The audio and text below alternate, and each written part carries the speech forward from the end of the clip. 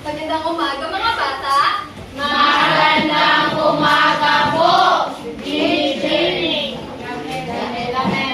Ngayon ay manalangin tayo ng pangunahan ni Lasha. Lasha? Classmates, manalangin tayo. Angel of God, My guardian dear, to whom God's love commits me here. Ever this day, be at my side, to light and guard, to rule and guide. Amen. Mga bata, magsigo po ang lahat. thank you, teacher. Mga bata, kumain po kayo ng inyong umagahan? Opo! Sa tingin niyo, bakit kailangan natin kumain ng umagahan? Teacher, Yes, Lasha. kailangan po kumain natin ng agahan, teacher, para meron tayong lakas para sa araw.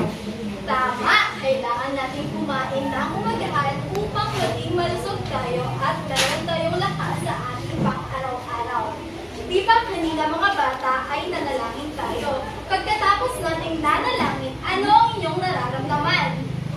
Mga bata, ano ang inyong... Wala na bang yes? Ang nararamdaman ko po ay naging masaya ako dahil naging ako ng tawag dito. Naging ako ng tulong sa Panginoon Diyos para sa buong araw. Mahusay. Ngayon mga bata, sa tingin ninyo, bakit kailangan natin manalangin bago pumasok sa paaralan o pumunta sa paaralan? Yes, Figaro? Upang bigyan tayo ng gabay, teacher, upang makaiwas tayo sa mga masasamang peligro na darating. Tama! Kailangan nating manalangin upang gabayan tayo ng Panginoon. Mga bata, sa inyong bahay, meron ba kayong mga alituntunin na sinusunod? Maaari bang magbigay kayo ng mga alituntunin na inyong sinusunod sa inyong bahay? Teacher, Lasha? mga lituntunin ko na sinusunod ko sa aming bahay ay kailangan ko rumispeto sa aking magulang at hindi ko sumagot ng pabalang.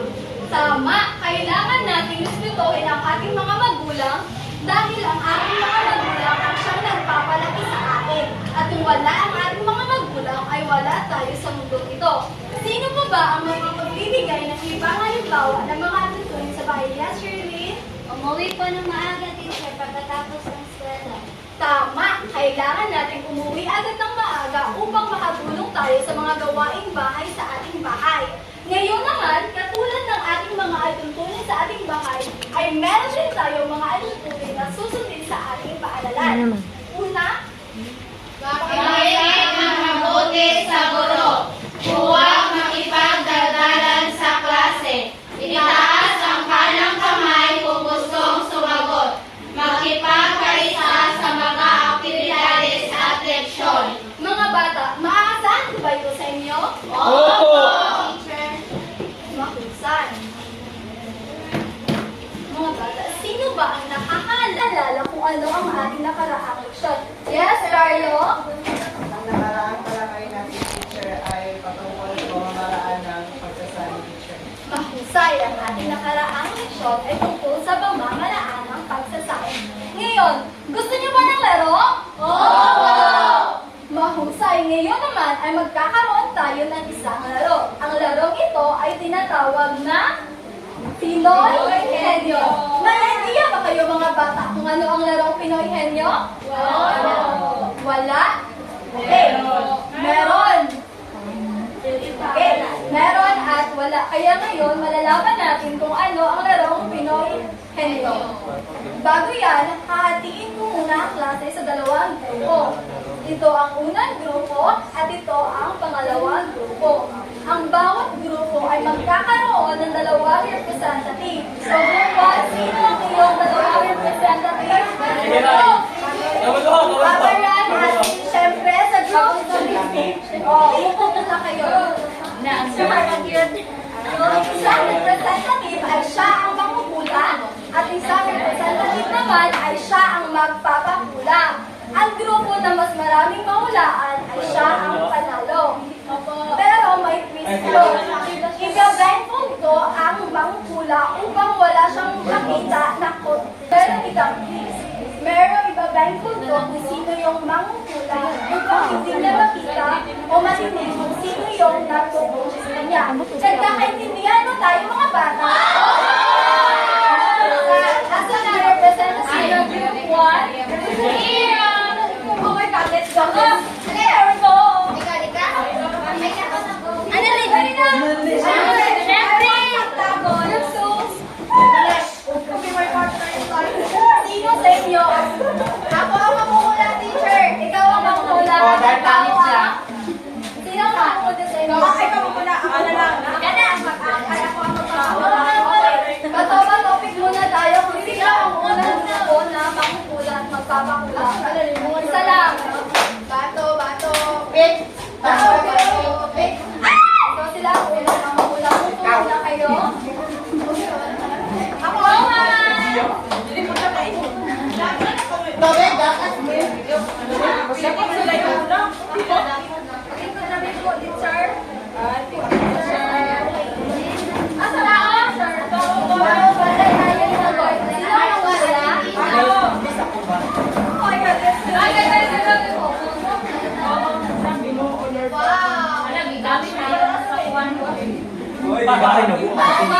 Hindi ito inamin, nilirang ko ito sa kabilang section. Nagigay ko. Sige na, tayo na. Oo, start kami. Bagay? Wala pa, wala pa. Wala rin sa pinila. Tayo? Kayo. Pagkain? Oo. Ay, ano ba kain? Lugar? Mukha? Tarungan na rin, ha? Friendship over. Friendship over. Ako, bagay kayo? Bagay. Oo! Niloloto? Hindi! Kusina? Oo! Kaldero? Hindi! Karon? Hindi! Hindi! Okay. Tao, bagay kayo? Ginagamit sa pag-uoko? Oo! Hindi! Niloloto? Hindi! Kusina lang? Oo! Pass! Pass! Hindi ba pass?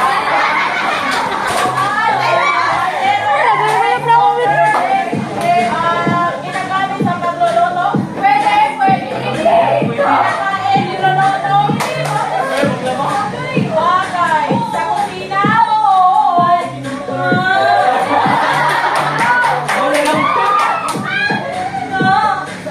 Sa kusina. Paghapon, pagbunta. Sa kusina ng talaga? Oo. Pilipin. Sa minuto. Oo! Pwede, pwede. Tubig. Hindi, hindi. Palit? Pwede. Timbangan.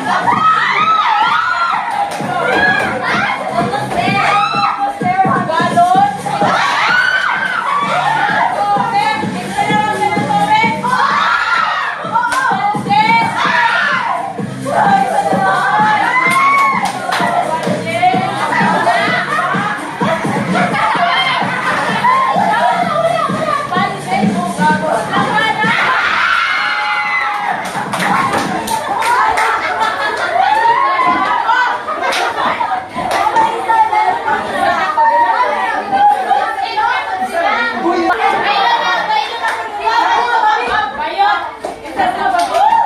Kami man! Yan! Ay, ginoo ko!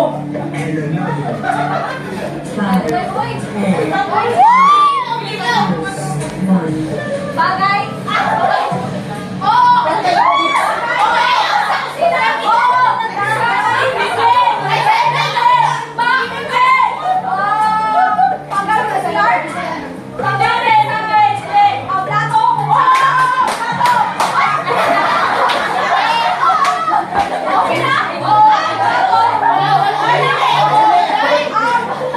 Let's go, Bert!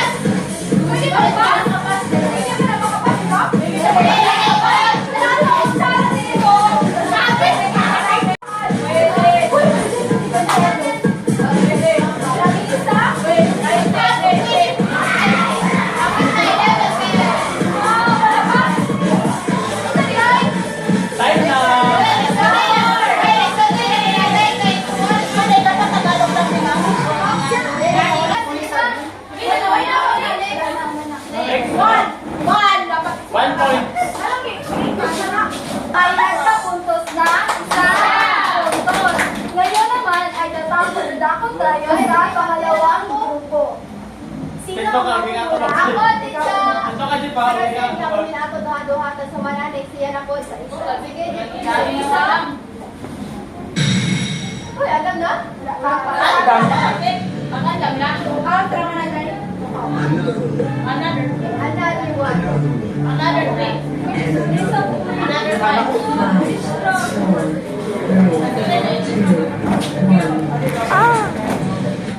Okay, ito na. Bagay? Oo. Sa kusina? Oo. Halaw sa na plato. Hindi. Pwede. Trainer? Hindi. Saman? Kailangan ito pa. Ang baso. Hindi. Butangan ng plato. Hindi. Sa balay na sa kusina. Ang hugas at panghugasay. Pwede. Panghugasay sponge.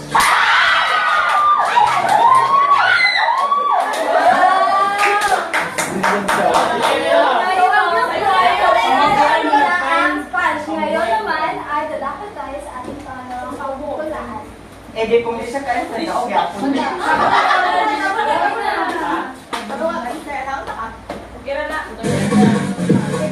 Baga, maot, Si Jeffrey? yung mama.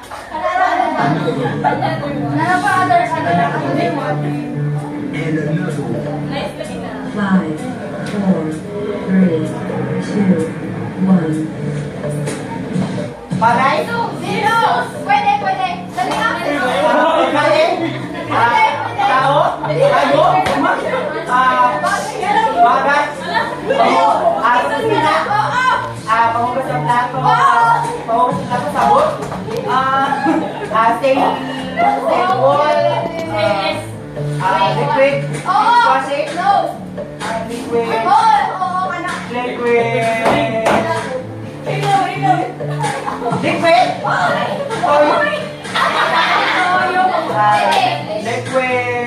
liquid,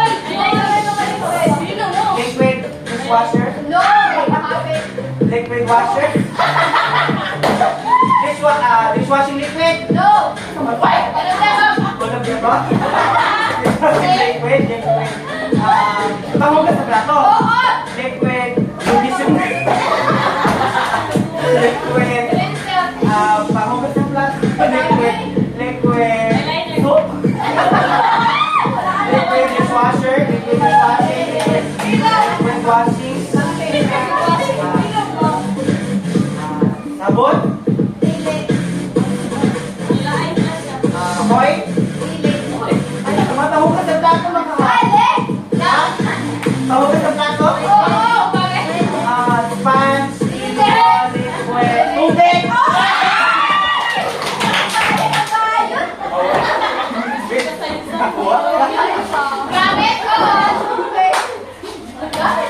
Ang pangalawang grupo ay nakakuha ng dalawang punto. Ang grupo na nanalo ay ang Roto. Palakpak. Kulang ng English. Hindi ako nakabalo sa dish na kabalo Soy, panang pangalan sa plato. Ngayon mga bata, meron ba kayong napansin sa ating aktibidad na ginawa? Ano ito? Ito ay... Teacher, yung mga sagot po nila, yung mga category na po na nandoon po is ang mga gamit po sa panghugas. Tama!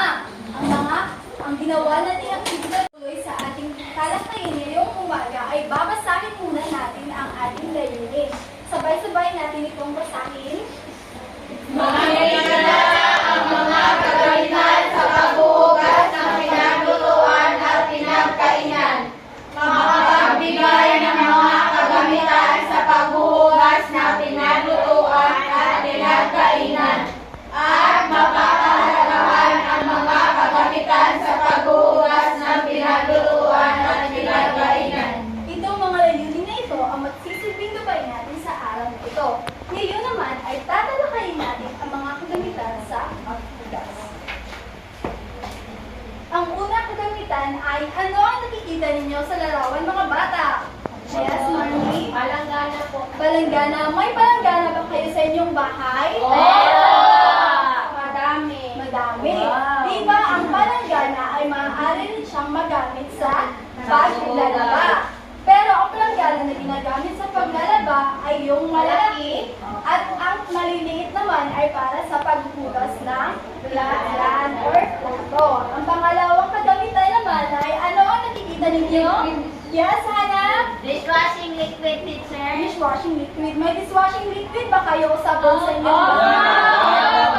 Bar lang, teacher. Opo, Sabon bar. Meron. Meron. Pero ang dishwashing liquid, isa ito sa mga kagamitan sa paghuhugas ng pinaglutuan at pinagkainan. Ang pangatlo kagamitan naman ay ang ano ang nakikita ninyo? Sponge. May sponge ba kayo sa inyong bahay? Meron. Opo. Meron? Meron. Meron. Ito ay ang pangatlo sa mga kagamitan sa pinaghugasan at pinagkainan. Ito, may tubig ba kayo sa inyong bahay? Pero hindi po gripo. Ano ang inyong gamit? Sir, teacher, yung buso. Puso. Timba lang. Balon. Sa balon. Teacher, sa amin teacher kaya ano, buso po. Buso. Puso at balon. Pero malilinis naman ito, di ba? Yes po. Busay. Ang panghuli ay ang, ano ito mga bata? Lagayan ng plato. Lagayan ng plato o dish rack. Pagkatapos nating maghugas ng ating mga pinaghugasan at pinaglutuan, ilalagay natin ito sa dish rack upang matuyo ang ating mga plato. Nagkakaintindihan ba tayo mga bata? May mga katanungan ba kayo mga bata? Wala. Magaling. Sa punto nito ay magkakaroon naman tayo ng isang laro. Gusto niyo pa ba ng laro mga bata? Dahil dyan, hahatiin ko ang klase sa tatlong pangkat. Magbilang, Dave. 1. 2, 3. Mary Jane, 1. 1. 2. 1. 2, 3. 1. 2, 3. 1. 3. 1, 2, 3. 1, 2. 3. At tingnan niyo kung sino ang inyong mga kasama. Figure me. One. Okay, magsimula ang group 1. Group 2, maaari pa kayo tumayo.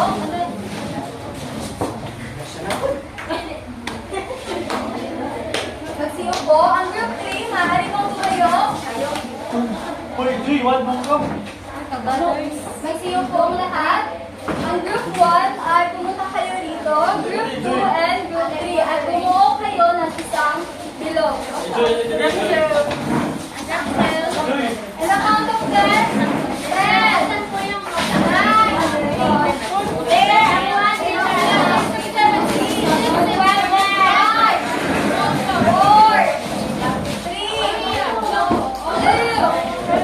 1. Magsiupo ang lahat at bumuo ng isang bilog. Mga bata, magsiupo ng isang bilog. Ang binagot natin. Basta baloko na Bumuo ng bilog. Buwan ang bilog daw, buwan ang makuko. Group 2. Nice. Group 3. Asa yung gusto, teacher? Dire. Ingon kayo diri.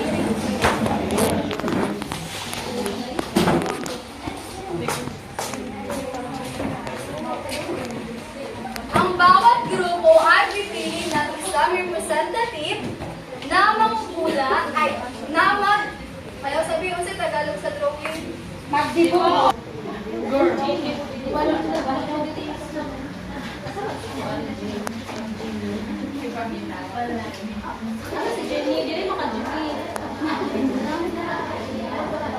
Okay na, sir? Ngayon, mga bata, ang bawat grupo ay pipili ng isang representative upang gumuhit ng aking ipapagupit. At dito kayo gugupit. At ang naiwang grupo naman ay siya ang manghula kung ano ang ginuguhit ng kanilang representative. Ang larong ito ay tinatawag na peck to graph. Nagkakaintindihan ba tayo mga bata? Bibigyan ko lamang ng isang chances ang bawat grupo upang sumagot. Once na namali ang kanila, chance na ito. Bibigyan ko ng isang chance ang bawat grupo. Once na mali ang kanilang sagot, ay automatic hindi na sila pwede sumagot. At ang pangalawa at pangatlo naman ay ganun din ang mangyayari. Once na alam niyo na kung ano yung pinapahulaan, ay itaas lang ninyo ang inyong kanang kamay. Sa isang grupo ay isa lang na kamay ang kailangan na itaas. Nagkakaunawaan ba tayo? Opo, teacher! Mahusay. Sino ang representative or gugulat sa group? Unang pangkat. Sino? Si Ate Orbita po. Next year, dapat tingnan ang perfect Sinagana sa group 2? Siyempre. Group 3, sino ang gugulat? Maaari na kayo ngayon kumapagyo sa harapan. Once alam niyo na yung sagot, itaas lang inyong isang kanang kamay, pero sa bawat grupo, mabilisan ito ha. Ate Marvin, punta ka. Ate Marvin, mo mag-anay dayon o dali-dali kay wala tayo siya.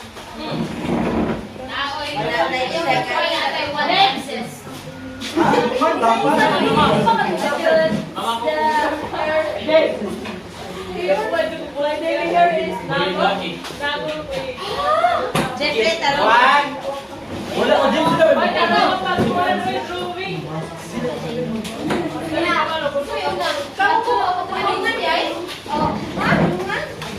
Balik muna kayo. Yay, chi! 1, 2, 3, ate, go! Table. Laban na balik! O, pili na sila. Kanito wag na.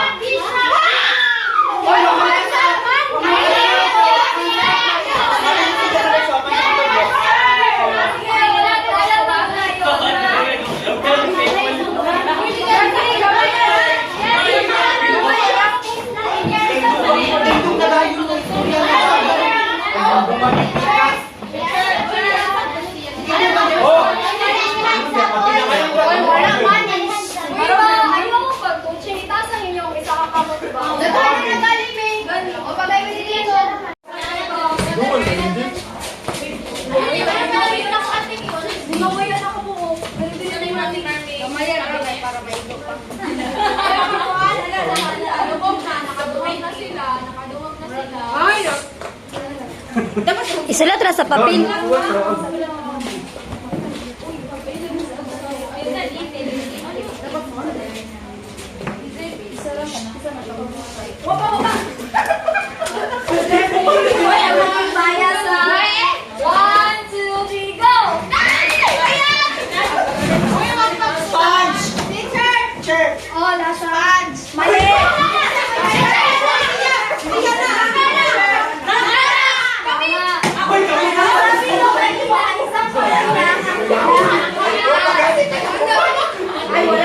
Panalong grupo rito ay ang Group 3.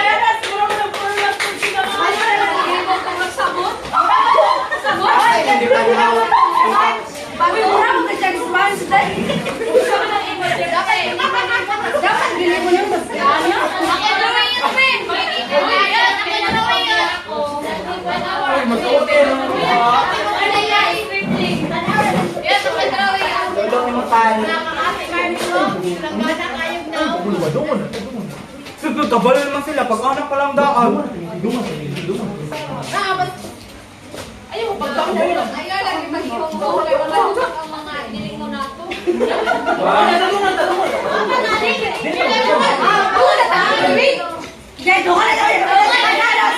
Start now! 3, go!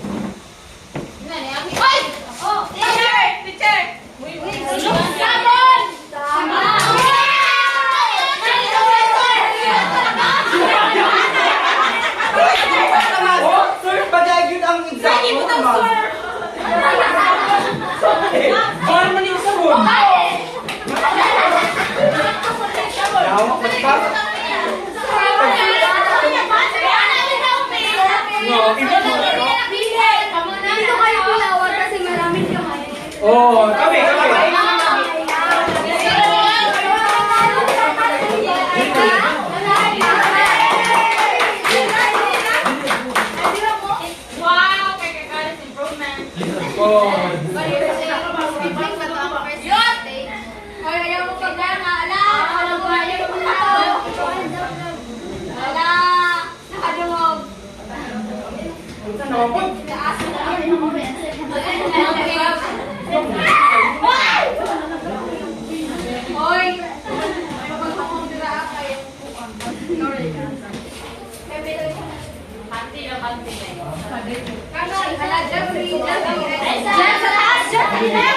One, two, three, start! Teacher!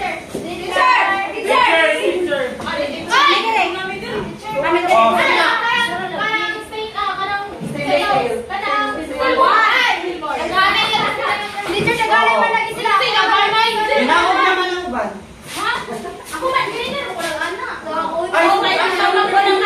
Okay, mga bata, tumahimik. Ang pinanalo sa...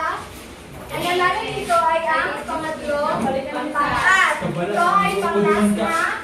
Pangalan ni Ban. Nagalit ko na iyan.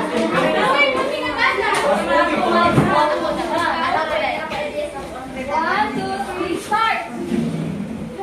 Tubig! Teacher!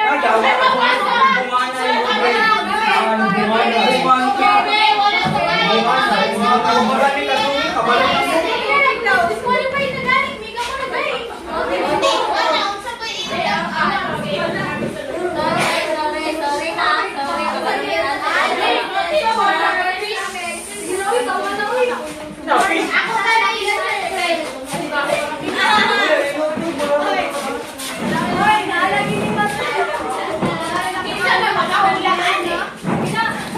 Ang mga bata ay nanalo sa lalong ito ay ang pangkat. Bigyan natin sila ng ibang palakpak. Mukha ng pangkat Ngayon, mga bata, ay bumalik na kayo sa ilang natin mga pangalan at ayusin ito ng mabuti.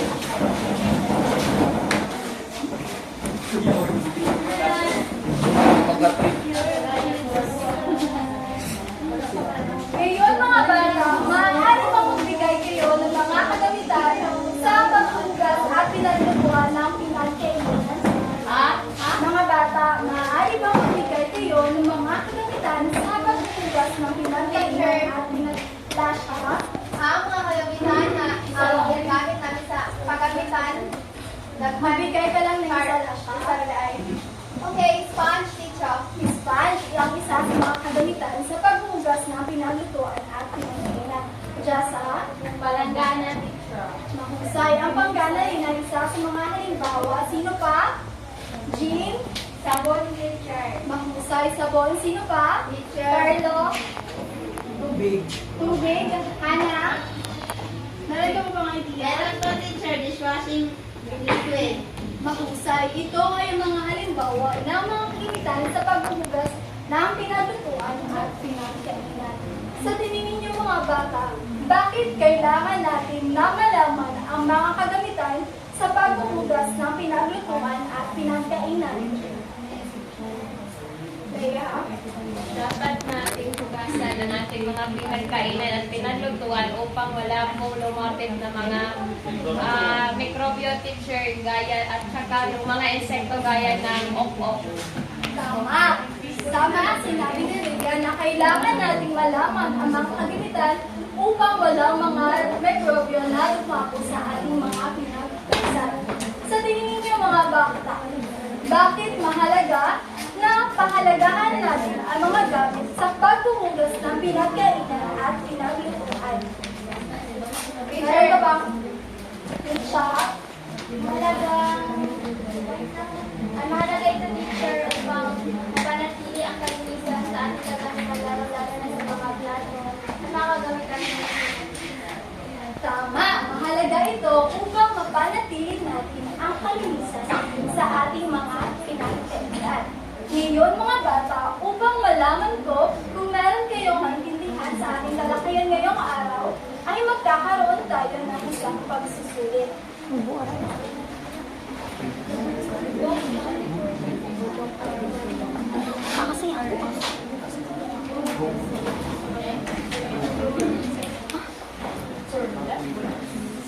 Nagpin kung kumawag ka.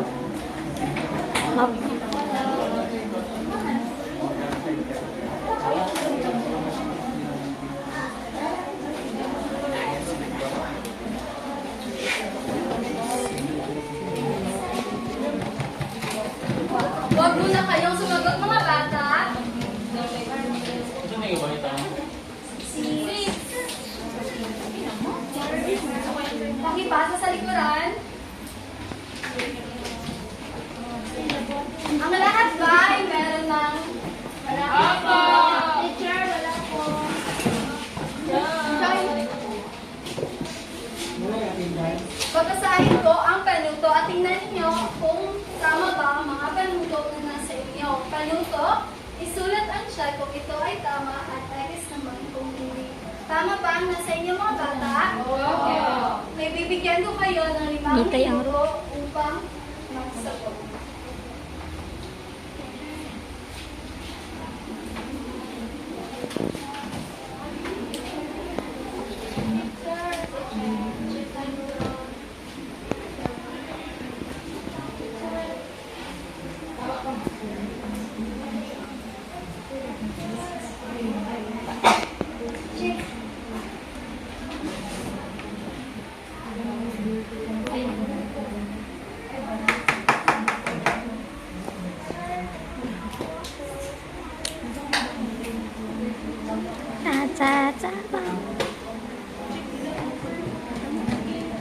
Tapos na ba kayo mga bata?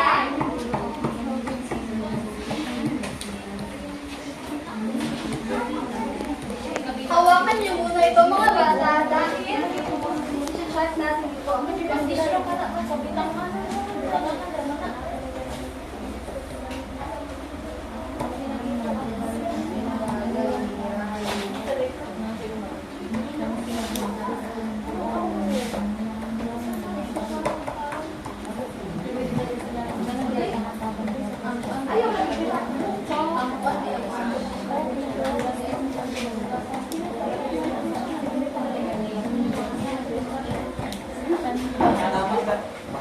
Meron na lang kayong 1 minuto upang magsagot mga bata. Tapos na ba kayo? Opo. Ngayon, ay babasahin natin kung ano ang nasa una. Okay, change nyo yung inyong mga papel sa inyong katabi.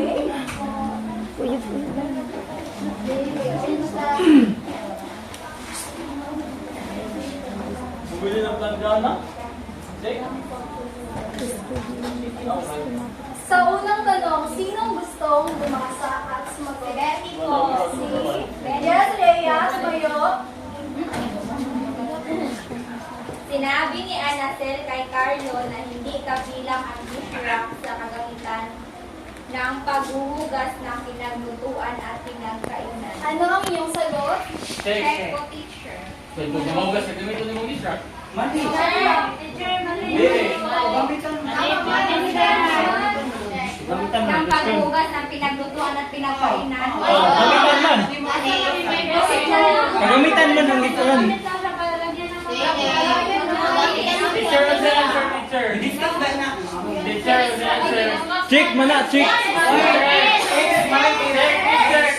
Teacher Eres ang sagot dito kasi ang sinabi dito, sinabi kasi hindi ang ginamit dito.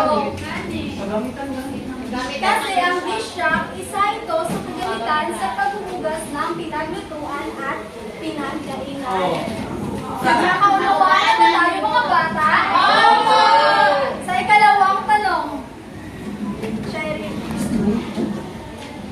Bumili ng dishwashing liquid si Jeya para gamitin sa paghuhugas ng pinagkainan at pinaglutuan ng kanilang pamilya. Ano ang inyong sagot? Check po. Check. Tama ba kayo mga bata? Mahusay. Sa pangatlong tanong, Carlo? Kabilang ang damit sa kagamitan ng paghugas ng pinagkunan. Mali, teacher. Mali. Walang sponge namin. Sa ikaapat, Sinabi ni Mary sa Manilina na bumili ng palanggana upang mayroon silang magamit sa paghuhugas ng pinagkainan at pinaglutuan. Check, teacher. check. Panglima, Teacher. check ito kasi di ba kanina ang palanggana ay isa sa mga kagamitan sa paghuhugas ng pinagkainan at pinaglutuan. Panglima, Kabilang ang shampoo sa mga gamitan sa pinaglutuan at pinagkainan. Kasi ang shampoo ay sa gamitan sa pagligo, hindi sa paghuhugas ng shampoo. tama. Teacher! Hindi, kasi maaari tayo ang ating gagawin. Ngayon mga Sino ang nakakuha ng 5 puntos? Ibigay dito sa harapan ng papel. Hindi ako muna ko. Teacher! Para mo, teacher!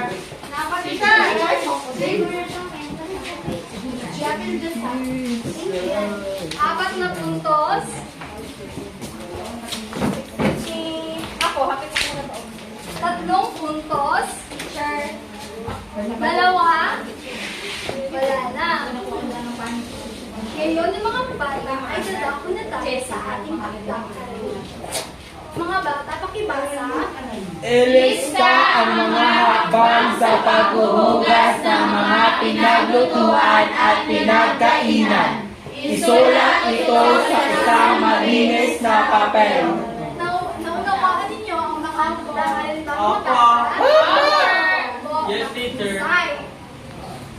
Sige. Good boy. Yun lang. Ay, yun lang sa araw na ito. Paalam na mga